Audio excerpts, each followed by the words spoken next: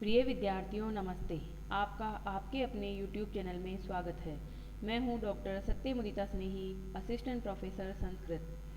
आज हम इस वीडियो में बीए प्रथम वर्ष के पाठ्यक्रम का परिचय प्राप्त करेंगे, जो कि जयनारायण व्यास विश्वविद्यालय जोधपुर के द्वारा जो संस्कृत विषय शुरू किया गया है उसी के अनुसार ये पाठ्यक्रम है। क्योंकि हमारा महाविद्यालय भी जयनारायण व्यास विश्वविद्यालय से ही संबद्धता प्राप्त किए हुए है, अतः हमारे यहाँ बीए प्रथम वर्ष में जो पाठ्यक्रम चलता है वो जयनारायण व्यास यूनिवर्सिटी का ही पाठ्यक्रम है। इस पाठ्यक्रम में दो प्रश्न पत्र होते हैं, प्रथम प्रश्न पत्र और द्वितीय प्रश्न पत्र।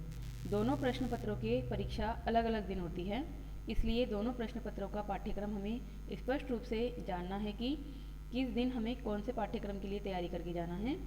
तो देखिए, सबसे पहले तो आप ये जानिए कि आपका ये जो संस्कृत विषय है वो संस्कृत साहित्य कहलाता है। साहित्य मतलब सईतयो भाव है साहित्यम, साथ होने का भाव ही साहित्य होता है। जैसे आप हिंदी साहित्य पढ़ते हैं वैसे ही संस्कृत साहित्य है। इसमें भी आपको कुछ ग्रंथ, कुछ कवि पढ़ने हैं, उनकी ग्रंथ के अंदर जो होता है व्याख्यान की। जैसे हमने किसी ग्रंथ को पढ़ा, जैसे मान लो स्वप्न वासवदत्तम को पढ़ा, तो स्वप्न वासवदत्तम की क्या कहानी है, उसमें जो नायक नायिका हैं उदयन और वासवदत्ता, उनके चरित्र का चित्रण करते हैं, उसका सार लिखते हैं, उसके आधार पे कोई बड़ा प्रश्न बनाते हैं कि जैसे स्वप्न वासवदत्तम के लेखक भास हैं तो उनकी भाषा शैली बताइए। तो इस प्रकार से यहाँ पर भी वैसे ही प्रश्न आते हैं जैसे आप अन्य विषयों में लिखते हैं। तो संस्कृत विषय, आप नाम से ही घबरा जाते हैं कि संस्कृत हम नहीं पढ़ेंगे, संस्कृत हमें नहीं आती है। तो देखिए, संस्कृत जो है, एक बात और आप जानिए कि ये जो प्रश्न पत्र है आपका वो संस्कृत भाषा में नहीं लिखा जाता है। आप इसको 3 भाषाओं में लिखने के लिए स्वतंत्र हैं। आप अगर हिंदी जानते हैं तो हिंदी में प्रश्न के उत्तर लिख सकते हैं, संस्कृत में लिखना चाहते हैं तो संस्कृत में लिख सकते हैं, और यहाँ तक कि आप अंग्रेजी में भी अपने उत्तर लिख सकते हैं। देखिए स्क्रीन पर जो दिखाई दे रहा है आपको कि बीए प्रथम वर्ष 2019-20 का सिलेबस है और 20-21 में भी यही सिलेबस रहने वाला है। इस परीक्षा में 2 प्रश्न पत्र होते हैं। प्रत्येक प्रश्न पत्र की अवधि 3 घंटे की होती है और 100 अंकों का पेपर होता है। 100 अंकों का पेपर होता है, यानी कि 2 पेपर हैं तो 200 अंक आपके हो गए। तो 200 अंक में से संस्कृत ऐसा विषय है जिसमें बहुत ज़्यादा स्कोरिंग है। अगर आपने थोड़ी भी मेहनत की तो आपको 200 में से 160-170 तक नंबर मिल जाएंगे। यानी कि एक पेपर में जो है 70% से भी ऊपर नंबर मिलते हैं, यानी कि 80% तक भी नंबर मिल जाते हैं। तो बहुत ही अच्छा विषय है। और आप हिंदी साहित्य भी पढ़ते हैं तो संस्कृत पढ़ने से आपकी हिंदी भी सुधर जाती है, क्योंकि इसमें हम व्याकरण नियमों का भी जानकारी लेते हैं, संधि समास वगैरह। तो बहुत सारे ऐसे शब्द होते हैं जिसको आप संस्कृत जानने के बाद ही जान पाएंगे, क्योंकि संस्कृत सभी भाषाओं की जननी है, विशेष रूप से हिंदी की। तो हिंदी के लिए तो बहुत ही उपकार किया है संस्कृत ने। तो इस प्रकार से हमें जानना है। तो आपको पेपर भले ही संस्कृत भाषा में लिखा हुआ मिलेगा और वो बहुत साधारण भाषा में होता है, जैसे आपने 10वीं तक पेपर दिए हैं उसी आधार पर होता है। तो पेपर को समझने में आपको कोई दिक्कत नहीं होगी, और लिखने में आप हिंदी में भी लिख सकते हैं, संस्कृत में भी लिख सकते हैं और अंग्रेजी में भी लिख सकते हैं। तो जहाँ तक है, आप यहाँ हिंदी भाषी विद्यार्थी हैं तो आप हिंदी में पेपर लिखें आराम से। अब देखते हैं हम प्रथम प्रश्न पत्र।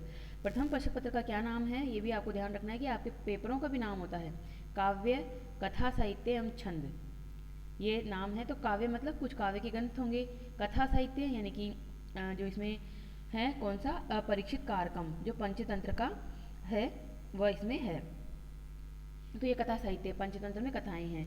और छंद यानी कि 5वीं यूनिट में छंद हैं, तो वो हमें पढ़ने हैं। तो अब मैं एक एक यूनिट का परिचय देते हुए आपको इंट्रोडक्शन करवाती हूँ इससे अपने पाठ्यक्रम से। आपका काम क्या रहेगा, आप एक कॉपी बनाएंगे। अगर बड़ी कॉपी लेते हैं तो उसके 2 भाग करेंगे, और छोटी कॉपी होती है मतलब कम पन्नों की कॉपी होती है तो 2 कॉपियाँ लेंगे।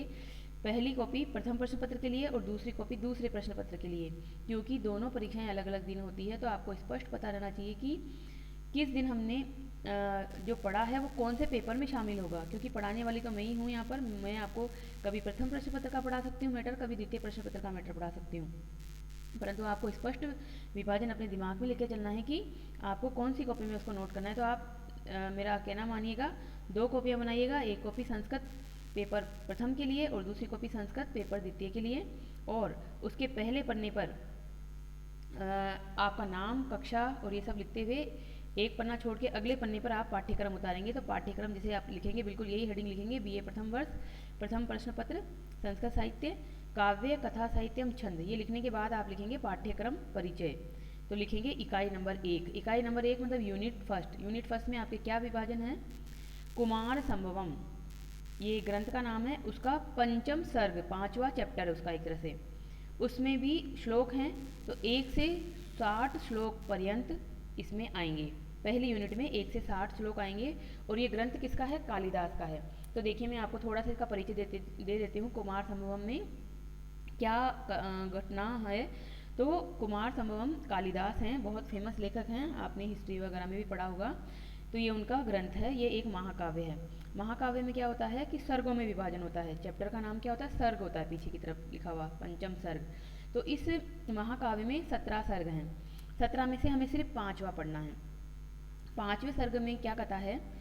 तो पहले तो आप ये जानिए कि कुमार संभवम शब्द का क्या मतलब है। कुमार का मतलब होता है कुमार यानी पुत्र, संभवम यानी उत्पत्ति। तो कुमार कार्तिकेय की उत्पत्ति यानी कुमार कार्तिकेय का जन्म, ये इसका मुख्य घटना है। इसी के आधार पर इसका नाम रखा कुमार संभवम। अब कुमार कार्तिकेय की उत्पत्ति कहाँ से हुई? तो आपको पता है कि कुमार कार्तिकेय के जो माता पिता हैं वो शिव और पार्वती हैं। तो शिव और पार्वती के विवाह के पश्चात कार्तिकेय का जन्म होता है। और कार्तिकेय का जन्म क्यों जरूरी है? कार्तिकेय का जन्म इसलिए जरूरी है क्योंकि कार्तिकेय के द्वारा ही ताड़कासुर नाम के असुर का वध किया जाना है। ये पहले ही भविष्यवाणी हो चुकी है। तो शिव और पार्वती का मिलन आवश्यक है। मिलन के बाद उनकी शादी होती है। शादी के बाद कुमार कार्तिकेय नाम का कार्तिकेय पुत्र उत्पन्न होता है। और उसका जो है तारकासुर से युद्ध होता है और वो तारकासुर को मार देता है। ये उसकी मुख्य घटना है पूरे कुमार संभवम की जो 17 सर्गों में है। परंतु पंचम सर्ग में क्या घटना है? पंचम सर्ग में ये घटना है कि पार्वती शिव जी को प्राप्त करने के लिए तपस्या करती है और बहुत घोर तपस्या करती है। घोर तपस्या करने के बाद जब शिव जी प्रकट होते हैं तो वो उनकी परीक्षा लेने के लिए प्रकट होते हैं ब्रह्मचारी के वेश में। और बहुत तरह से शिव की आलोचना करते हैं कि शिव तो उसमें शमशान में रहते हैं, शिव के पास कोई धन नहीं है, शिव के पास तो वस्त्र तक नहीं है, वो तो मृग की चमड़ी पहनते हैं, वो गले में सांप लटकाते हैं, उनके तो जो बेल है वो भी बूढ़ा बेल है, उनकी सवारी जो नंदी होता है वो बेल की सवारी करते हैं शिव जी। तो इस तरह से बहुत आलोचना करके कहते हैं कि जिसको तुम पति के रूप में प्राप्त करना चाहती हो, क्या वो तुम्हारा पति बनने लायक है? क्योंकि तुम तो एक राजकुमारी हो, बहुत कोमल हो, बहुत सुंदर हो, तुम्हें तो कोई भी पति के रूप में मिल जाएगा। तो इस तरह से उसकी परीक्षा लेना चाहते हैं। तब पार्वती उन आलोचनाओं का स्पष्ट जवाब देती है और उसको कहती है कि मैंने तो पति मान लिया है शिव जी को और वही मेरे पति होंगे, और तुम यहाँ से चले जाओ, तुम उनकी आलोचना कर रहे हो, तुम्हारे जो है तुम उनको अच्छे से जानते भी नहीं हो, इसलिए तुम इस तरह से कह रहे हो। जब पार्वती इस तरह से उसको कहती है फटकार के, तो शिव जी प्रकट होते हैं और शिव जी जो है प्रकट होकर बताते हैं कि तुम्हारी तपस्या से मैं प्रसन्न हुआ और तुम्हें मैं अपनी पत्नी के रूप में स्वीकार करता हूँ। और इस प्रकार शिव और पार्वती की शादी होती है। यहाँ तक जो है प्रथम जो पंचम सर्ग जो हमारे कोर्स में है कि शिव जी प्रकट होते हैं और पार्वती को ये आश्वासन देते हैं कि तुम मुझे पति के रूप में प्राप्त करोगी। और इस प्रकार से यहाँ हमारा ये समाप्त हो जाता है। ये पूरी घटनाक्रम जो है 86 श्लोकों में लिखी हुई है, 1 से लेकर 86 श्लोक। तो आप स्क्रीन पर देखिए, 1 से लेकर 60 तक के श्लोक के लिए यूनिट नंबर 1 है। फिर यूनिट नंबर 3 पे ध्यान दीजिए, कुमार संभवम पंचम सर्ग 60 से 86 श्लोक, यानी कि आधा पंचम सर्ग ऊपर में आ गया और आधा पंचम सर्ग आपका तीसरी यूनिट में डाला गया है। ये यूनिट का भी बहुत महत्व है क्योंकि प्रत्येक यूनिट से प्रश्न बनते हैं अलग अलग तरह से, उनमें अथवा आता है। तो यहाँ पर इस तरह से ये कुमार संभवम काव्य जो है महाकाव्य, उसकी ये कथा है। कालिदास इसके लेखक हैं। तो इससे छोटे प्रश्न भी बनते हैं कि कुमार संभवम के लेखक कौन है? कालिदास। कुमार संभवम में किसकी कथा है? तो शिव पार्वती की। कुमार संभवम में कुमार का क्या मतलब है? तो कुमार कार्तिकेय। संभव शब्द का क्या मतलब है? संभव यानी उत्पत्ति। अब देखिए इकाई नंबर 2। इकाई नंबर 2 में रघुवंश है। रघुवंश जो है ये भी कालिदास की ही रचना है और इस रघुवंश का ये भी महाकाव्य है। तो महाकाव्य है तो इसमें भी बहुत सारे सर्ग हैं, तो हमें सिर्फ पढ़ना है प्रथम सर्ग। प्रथम सर्ग मतलब चैप्टर, प्रथम अध्याय पढ़ना है। उसका 1 से लेकर 60 जो श्लोक हैं वो इकाई नंबर 2 में रखा गया है। और देखिए इकाई नंबर 3 में जो लिखा हुआ है रघुवंश प्रथम सर्ग 61 से 95 श्लोक पर्यंत, यानी कि आधी इकाई को दूसरी यूनिट में रखा गया है और आधी इकाई को पुनः तीसरी यूनिट में डाल दिया गया है। तो इस प्रकार से यहाँ पर है इकाई का भी महत्व रखना है हमें। हम अगर कोई किताब शुरू करेंगे तो इकाई के अनुसार भी पढ़ सकते हैं, या हम ऐसे भी पढ़ लेंगे कि हमने जैसे पहले संपूर्ण कुमार संभवम पढ़ लिया, फिर हमने संपूर्ण रघुवंश शुरू किया, तो इस तरह से भी हम पढ़ सकते हैं, वो हमारी सुविधा से हम कर लेंगे, उसमें कोई दिक्कत नहीं है। अब रघुवंश की भी आप कथा जान लीजिए। रघुवंश भी आपके मतलब आप इसको कथा को पहले से ही जानते होंगे। कालिदास इसके लेखक हैं। रघुवंश, रघु यानी रघु नाम का राजा था, वंश यानी वंश, रघु का वंश, जो आपने सुना होगा एक कहावत भी होती है, रघु कुल रीत सदा चली आई, प्राण जाए पर वचन न जाए। तो रघु कुल कहो या रघु वंश कहो एक ही बात है, कुल यानी वंश। तो वही ये रघु हैं जो कि कौन थे, जो कि दिलीप से उत्पन्न हुए थे। दिलीप नाम के एक राजा थे, उनके रघु नाम का पुत्र हुआ, फिर रघु से अज नाम का पुत्र हुआ, और अज के बाद दशरथ हुए। दशरथ को तो आप जानते ही हैं, महाराज दशरथ, जिनके राम भरत लक्ष्मण शत्रुघ्न ये 4 पुत्र थे। तो राम के वंश में उत्पन्न हुए थे रघु, और उन्हीं के वंश के नाम से रघुवंश कहलाया था। तो रघुवंशी राम, आपने ये भी सुना होगा रघुवंशी राम, तो राम के पूर्वज हैं एक तरह से रघु। और इस रघुवंश के प्रथम सर्ग में क्या कथा है? प्रथम सर्ग में ये कथा है कि राजा दिलीप हैं, उनके संतान नहीं होती है, तो संतान नहीं होने पर वह अपने गुरु वशिष्ठ के पास पहुंचते हैं और कहते हैं कि मुझे संतान नहीं हुई है, मेरा जो ये साम्राज्य कौन संभालेगा, तो आप देखिए कि मुझे संतान क्यों नहीं हो रही है, मेरे बारे में एक तरह से बताइए कि मेरे से कोई गलती हुई है जो मुझे संतान नहीं हो रही है। तो वशिष्ठ जो हैं अपने दिव्य ज्ञान से देखकर बताते हैं कि तुमने एक बार जो गाय थी, जो सुरभि नामक गाय थी, उसकी तुमने अवहेलना की थी जब तुम स्वर्गलोक से धरती पर आ रहे थे, तो उस समय तुमने उसको प्रणाम नहीं किया था। तो सुरभि ने तुम्हें, सुरभि नामक गाय ने तुम्हें जो क्या है शाप दे दिया है कि तुम्हें जो है पुत्र की प्राप्ति नहीं होगी, इसलिए तुम्हें ना उस शाप का जब तक निवारण नहीं करते तुम, तब तक तुम्हें पुत्र नहीं मिलेगा।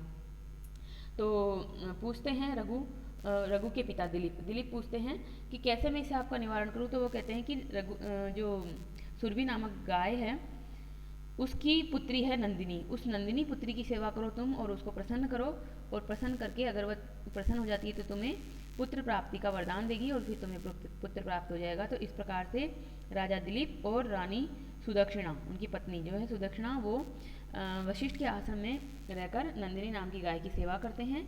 गाय उनकी सेवा से प्रसन्न होती है और उन्हें पुत्र के रूप में एक अच्छा पुत्र जो कि रघु नाम का पुत्र प्राप्त होगा, ऐसा वरदान देती है। और रघु इतने ज़्यादा प्रतापी हुए कि उनके नाम से ही रघुवंश नाम पड़ गया। तो इस प्रकार से ये हम ने जाना रघुवंश की कथा। तो इनमें बहुत सरल श्लोक हैं और बहुत आसानी से हमें कथा पढ़नी है। आपको एग्ज़ाम में कथाओं का सार भी लिखना होता है, या दिलीप का चरित्र चित्रण करना है, या रानी सुदक्षिणा का चरित्र चित्रण करना है, इस तरह के बड़े प्रश्न आते हैं। फिर देखिए इकाई नंबर 4 पे आ जाइए। पंचतंत्र। पंचतंत्र आपने अवश्य सुना होगा, 10वीं तक जो आप पाठ्यक्रम में कोर्स में पढ़ते हैं वहाँ पर बहुत सारी पंचतंत्र की कथाएँ आती है। पंचतंत्र जो है वो विष्णु शर्मा नाम के लेखक की कृति है। और पंचतंत्र में क्या होता है, 5 तंत्र है, 5 इसके भाग हैं। उस 5 भागों में से हमें पढ़ना है अपरीक्षित कारकम नाम का एक भाग। अपरीक्षित कारकम, अपरीक्षित कारकम क्या होता है? परीक्षित यानी परीक्षा करके, कारकम यानी करना चाहिए। कोई भी बात जो है जांच परख कर करनी चाहिए, कोई भी काम जो है सोच समझकर विचार पूर्वक करना चाहिए। और अ लग गया तो इसके आगे है कि बिना जांचे हमें कुछ भी नहीं करना चाहिए। हमें अनायास से कोई कदम नहीं उठा देना चाहिए, क्योंकि उसके परिणाम जो है हमें बाद में पछतावे के रूप में होते हैं, हमें पछताना पड़ता है, क्योंकि जो भी कुछ घटित हो जाता है उसको हम पुनः बदल नहीं सकते। तो इसमें भी बहुत अच्छी अच्छी घटनाएँ मतलब कहानियाँ हैं। इसमें 15 कहानियाँ हैं और वो बहुत सिंपल कहानियाँ हैं। अगर आपने सुनी होगी तो एक जो है ब्राह्मणी स्त्री और नेवले की कथा है, कि ब्राह्मणी स्त्री जो है वो नेवले को और अपने पुत्र को, दोनों को बहुत अच्छे से पालती है। एक बार वो क्या करती है, पानी लेने के लिए जाती है तालाब पे, और पीछे से छोड़ के जाती है नेवले को और अपने पुत्र को घर पे अकेला ही। जब वो वापस आके देखती है तो क्या देखती है कि नेवला जो है घर के बाहर बैठा है और उसके मुंह पे खून लगा हुआ है, और अंदर उसका पुत्र है घर में। तो वो ब्राह्मणी स्त्री ये डर के आशंकित हो जाती है कि कहीं इस नेवले ने मेरे बच्चे को नुकसान तो नहीं पहुंचा दिया है, मेरे बच्चे की हत्या तो नहीं कर दी है, इसके मुंह पे खून कैसे लगा हुआ इतना। तो वो जो पानी का घड़ा लेकर आती है, वो पानी का घड़ा उस नेवले के ऊपर गिरा देती है, पानी से भरा हुआ घड़ा। नेवला बेचारा वहीं पर तड़प तड़प के मर जाता है। अब वो जो ब्राह्मणी स्त्री है वो अंदर जाके देखती है तो उसका बच्चा तो बहुत आराम से सोया हुआ है, और बच्चे के पास में ही एक सांप, काला सांप मरा हुआ पड़ा है, जिसको कि उस नेवले ने ही मारा था, यानी कि उसके पुत्र की रक्षा की थी उसने। ब्राह्मणी के पुत्र की रक्षा करने के लिए नेवली ने सांप को मार दिया था। सांप और नेवली की जो है वो जन्मजात दुश्मनी होती है, आपको पता ही है। तो इस प्रकार यहाँ पर क्या किया, उस ब्राह्मणी स्त्री को अपने कर्म पे, अपने किए पर पछतावा हुआ कि मैंने बिना विचारे ही बेचारे नेवले की हत्या कर दी, पर अब वो कुछ नहीं कर सकती थी क्योंकि अब तो मर चुका है नेवला। तो ये कहानी हमें क्या सीख देती है, ये कहानी हमें सीख देती है कि बिना विचारे, सोच विचार कर ही कार्य करना चाहिए, अनायास कोई कदम नहीं उठाना चाहिए, क्योंकि एक बार अगर कोई हमारा कदम उठ गया और कोई उसकी हानि हुई तो हम उस हानि की भरपाई किसी भी अवस्था में नहीं कर पाएंगे। तो यह है पंचतंत्र में जो है अपरीक्षित कारकम नाम का एक ग्रंथ है, उसमें 15 कथाएं हैं। तो जैसे मैंने आपको ये छोटी सी कथा सुनाई, इसी तरह से 14 अन्य और भी कथाएं हैं।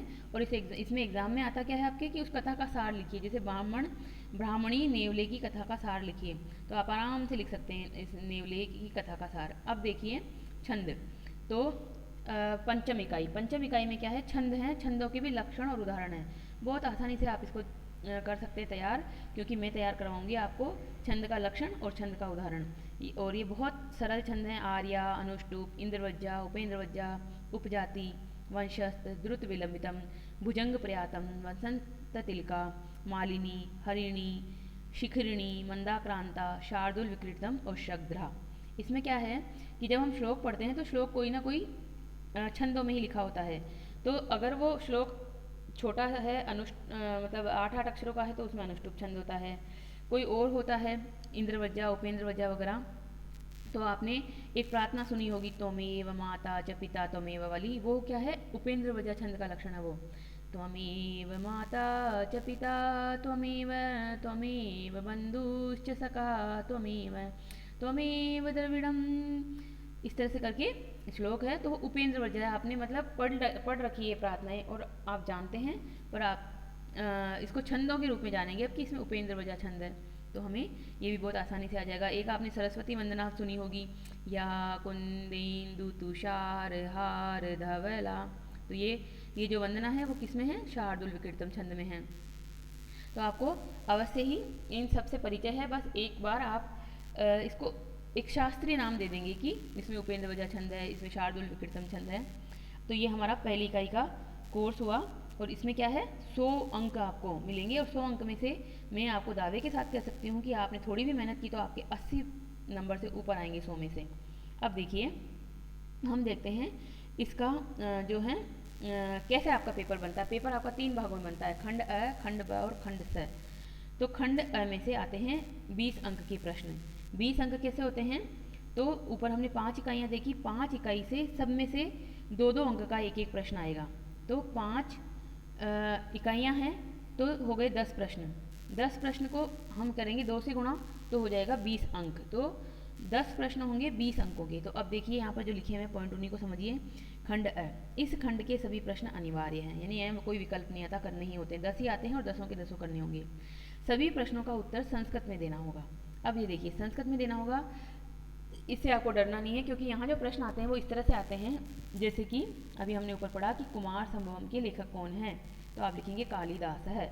ये हो गया आपका संस्कृत का आंसर, और मिल गया आपको 2 में से 2 नंबर। फिर आपसे पूछा कि रघुवंश में कह राजा अस्ति, रघुवंश में कौन सा राजा है, तो आप लिखेंगे दिलीप है, इस तरह से। तो ये बहुत एक अक्षरों में देने वाला आंसर है, और आराम से इसको आप कर लेंगे। प्रत्येक, अब देखिए तीसरे पॉइंट को, प्रत्येक इकाई से 2 प्रश्न पूछे जाएंगे, यानी ऊपर जो 5 इकाइयाँ हैं सबसे 2-2 प्रश्न आएंगे। प्रश्नों के उत्तर की अधिकतम सीमा 30 शब्द होगी। अधिकतम सीमा 30 शब्द है। आप चाहे तो एक शब्द में भी आंसर लिख देंगे, और एक शब्द में भी अगर आपने सही आंसर लिखा है तो पूरे आपको 2 में से 2 नंबर मिलेंगे। तो आपके इस तरह से यहाँ पर 10 × 2 = 30 अंक हो गए। अब देखिए खंड ब। खंड ब में क्या है, प्रत्येक इकाई से 2 प्रश्न पूछे जाएंगे। ऊपर हमने 5 इकाइयाँ देखी, 5 इकाइयों में से प्रत्येक से 2 प्रश्न पूछे जाएंगे। प्रत्येक इकाई से एक प्रश्न का उत्तर देना अनिवार्य, 2 में से अथवा मिलेगा आपको, यानी कि इकाई नंबर 1 पहली, उसमें से 2 प्रश्न, 2 में से 1 करना है, यानी हर इकाई से 1-1 करना है। तो इस प्रकार कुल 5 प्रश्न आपको करने हैं, और 5 प्रश्नों को 35 में हम बांटते हैं, तो एक प्रश्न होता है 7 नंबर का। तो 5 × 7 = 35 अंक। 7 नंबर का ये प्रश्न। उत्तर सीमा कितनी है, 250 शब्दों में आपको उत्तर लिखना है, और ये आपको बिल्कुल हिंदी में लिखना है, कोई दिक्कत नहीं होगी। फिर देखिए खंड स। खंड स में क्या है, 45 अंकों का है खंड स, और इसमें प्रत्येक इकाई से एक प्रश्न पूछा जाएगा। ऊपर 5 इकाइयाँ हैं, 5 में से सब में से एक एक एक एक आएगा और आपको 5 में से कोई 3 के उत्तर देने हैं।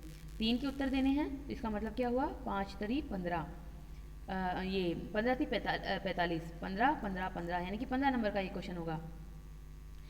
और उत्तर सीमा कितनी होगी, 500 शब्द होगी। 500 शब्दों में क्या होता है, पूरा सार ही आ जाता है। जैसे कि आएगा कि जैसे पंचम सर का सार लिख दीजिए, या फिर रघुवंश में दिलीप का चरित्र चित्रण कर दीजिए, इस तरह से।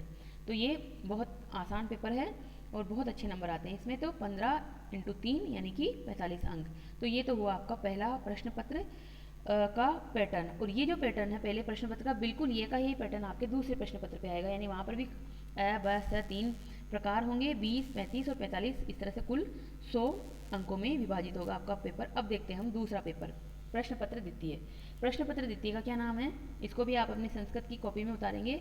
कॉपी नंबर 2, नोटबुक नंबर 2, उसमें लिखेंगे आप BA प्रथम वर्ष संस्कृत साहित्य द्वितीय प्रश्न पत्र, नाटक, नाट्यशास्त्र एवं व्याकरण, ये इसका नाम है।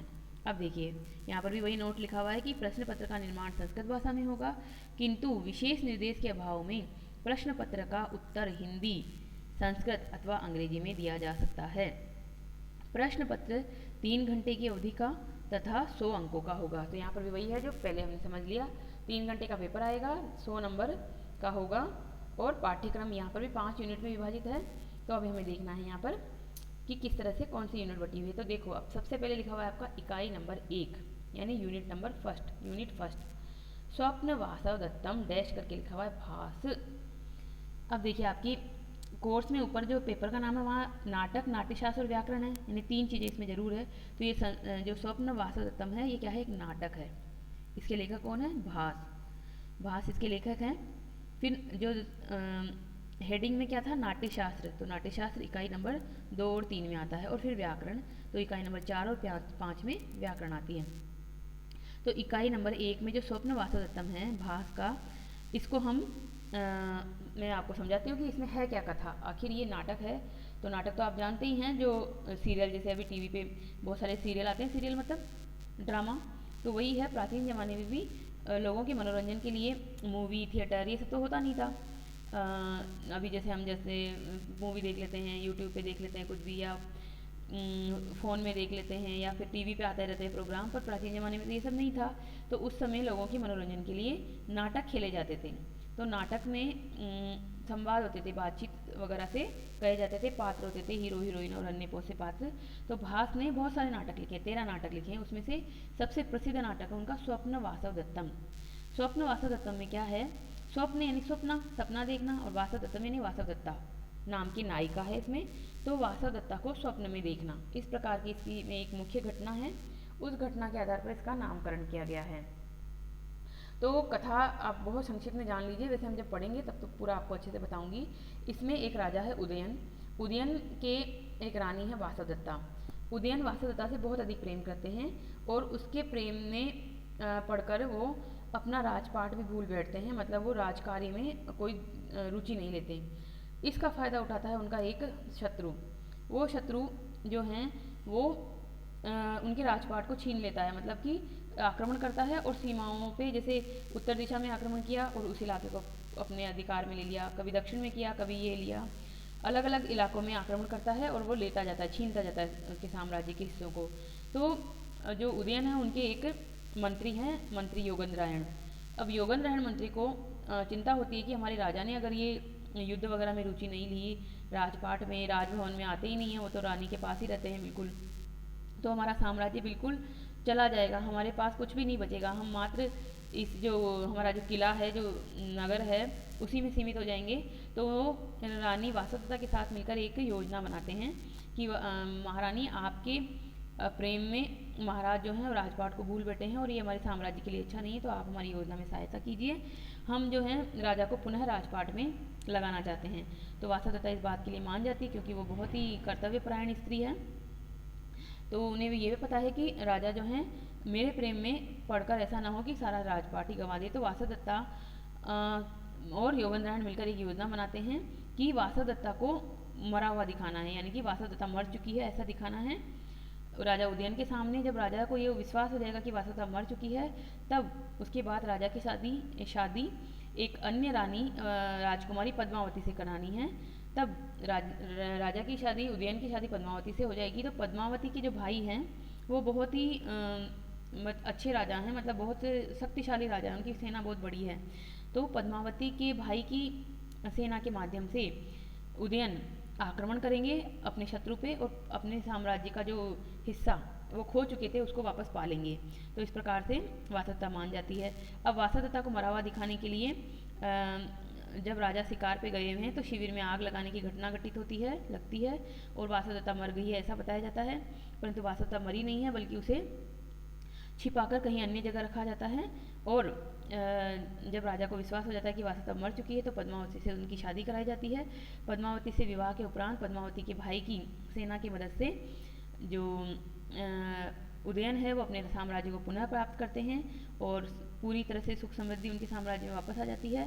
तब राजा का रानी वासवदत्ता से मिलन करवाया जाता है और बताया जाता है कि वासवदत्ता मरी नहीं थी, अपितु यह एक योजना का हिस्सा थी और हमें हमारा साम्राज्य वापस पाना था। इसलिए योगेंद्र क्षमा मांगते हैं उदयन से कि आप मुझे क्षमा करें, मैंने इस तरह से आपको आपकी वासवदत्ता से अलग किया, परंतु ये राज्य के लिए उचित था, अगर आप चाहें तो मुझे दंड दे सकते हैं। पर उदयन बहुत खुश होते हैं कि आप जैसे जो मंत्री हों तो फिर उस साम्राज्य में चिंता करने की आवश्यकता नहीं है। इस प्रकार से वह खुश होते हुए नाटक का अच्छा अंत होता है और राजा को अपना साम्राज्य मिल जाता है और पद्मावती और वासवदत्ता भी अब उनकी दो रानियाँ हैं और वो दोनों से बराबर प्रेम करते हैं और इस तरह से कहानी पे सुखपूर्वक सुखांत एक तरह से क्लाइमेक्स समाप्त होता है।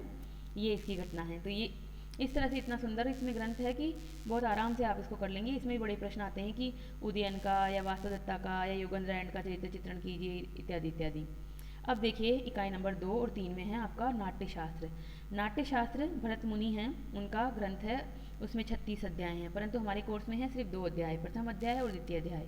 प्रथम अध्याय आपका इकाई नंबर 2 में है और द्वितीय अध्याय इकाई नंबर 3 में है। प्रथम अध्याय में क्या है? प्रथम अध्याय में यही सब है कि नाटक जो है वो कैसे उत्पत्ति हुई, किसने नाटक को बनाया। तो वही है कि लोगों के मनोरंजन के लिए भगवान ब्रह्मा ने ही नाटक को दिया है और भरत मुनि ने उसे लिखा है।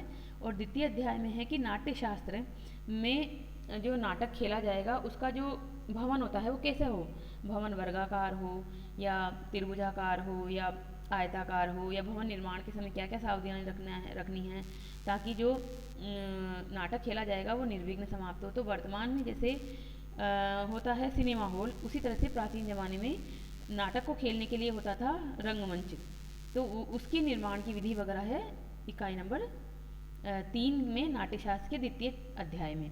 तो इस प्रकार से ये है। तो ये यहाँ तक आपने कितना जाना, 5 प्रकार के ग्रंथ हमारे कोर्स में आ गए। कौन कौन से? कुमार संभवम पंचम सर्ग, रघुवंश का प्रथम सर्ग और अपरीक्षित कारकम जो कि पंचतंत्र का भाग है, और अब आ गया आपका स्वप्न वासवदत्तम नाटक और नाटक शास्त्र का प्रथम और द्वितीय अध्याय। तो इस तरह से 5 किताबें हमारे कोर्स में हैं बीए प्रथम वर्ष संस्कृत साहित्य के इतिहास में। अब आती है इकाई नंबर 4 और 5। इकाई नंबर 4 में जो है वो ग्रामर है। ग्रामर कौन सी है? देखो, लघु सिद्धांत कौमुदी के संज्ञा प्रकरण एवं निम्नलिखित कृत्य प्रत्ययों से संबंधित प्रश्नों के हमें उत्तर लिखने हैं। तो लघु सिद्धांत कौमुदी ग्रंथ है वरदराजाचार्य का, उसमें संज्ञा प्रकरण है। वो छोटी सी कॉन्सेप्ट है, 14 इसमें सूत्र हैं और एक तरह से 3 दिन का कोर्स है ये, बहुत आसानी से आपको मैं करवा दूंगी, इसकी चिंता नहीं है। फिर आता है आपका कृत प्रत्यय। प्रत्यय जो होते हैं ना, प्रत्यय क्या होते हैं आप जानते हो, हिंदी में पढ़ते हो। उपसर्ग आगे की तरफ लगते हैं शब्द के और प्रत्यय पीछे की तरफ लगते हैं। तो शब्दों का जब निर्माण होता है तो कौन सा प्रत्यय उसमें लगा, जैसे आप हिंदी में एक शब्द बनाते हैं कर्तव्य, कर्तव्य एक शब्द होता है, उसमें कौन सा प्रत्यय है? तो पीछे की तरफ आप ध्वनि पढ़ेंगे तव्य, कर्तव्य। क्री धातु तव्य प्रत्यय, तो कर्तव्य। अनियर, अनियर प्रत्यय में क्या होता है? जैसे आदरणीय, आदरणीय। उपसर्ग द्रि धातु और अनीय प्रत्यय, आदरणीय। तो आप इसको पहले से ही जानते हैं, बस आपको सिर्फ नाम जानने हैं कि ये प्रत्यय कौन सा है और संस्कृत की दृष्टि से प्रत्यय जानना है और कुछ भी नहीं है। तो इस तरह से तव्यत, अनियर, यत, क्यप, ण्यत, क्षत्रि, शानच, तव, तवतु, कत्वतु, त्वा, ल्यप, तुमुन, ये सब प्रत्यय हैं। बहुत सरल है, बहुत ही सरल है, आप ग्रामर के नाम से भी ना डरें। अब देखते हैं हम इकाई नंबर 5। इकाई नंबर 5 में क्या आता है?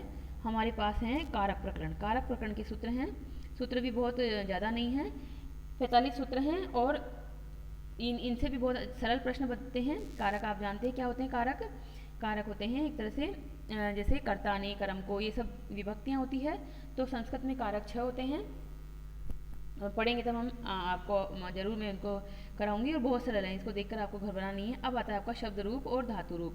देखिए ख नंबर देखिए यहाँ पर शब्द रूप और धातु रूप आपने ये जरूर पढ़े होंगे। 10वीं तक भी राम शब्द जरूर पढ़ेंगे। राम है, रामो, रामा, रामम, रमो, रामान। हरि शब्द, गुरु शब्द, पितृ शब्द, रमा शब्द, नदी शब्द, मति, वधु, अस्मद, युष्मद, तद, इदम, एक, द्वि, त्रि। एक, द्वि, त्रि क्या है? ये संख्याएं हैं। संस्कृत की संख्याएं भी होती है, तो संस्कृत में संख्याएं हम पढ़ेंगे। और उसके बाद में क्या है, ये जो शब्द रूप हैं उनके हमें रूप याद करने हैं ऐसे ही, जैसे राम शब्द ये सब, और वो बहुत आसानी से याद हो जाएंगे। और एक बार रूप याद हो जाता है तो सारी संस्कृत आपको आराम से आ जाएगी।